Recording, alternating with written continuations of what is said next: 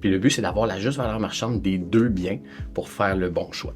Peux-tu nous expliquer simplement la différence entre une résidence principale et une résidence fiscale? Un terme que moi, personnellement, je n'ai à peu près jamais utilisé. On dit souvent résidence secondaire là, dans le milieu, mais vas-y, résidence fiscale.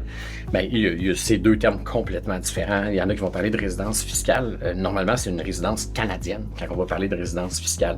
Quand on va parler d'une résidence principale, c'est celle qui est normalement habitée selon le fisc.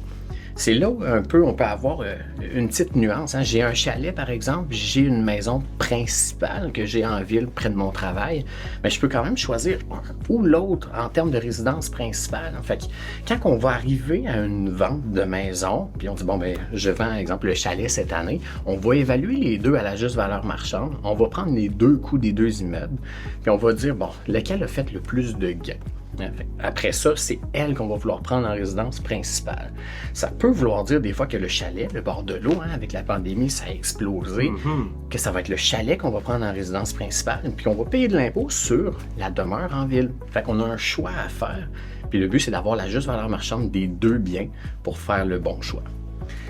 Si je peux aller un petit peu plus loin, on peut y aller avec un nombre d'années précis. Fait que je peux dire, bon, ben, de 1998 à 2000, ça va être telle maison. De 2001 à 2003, ça va être telle maison.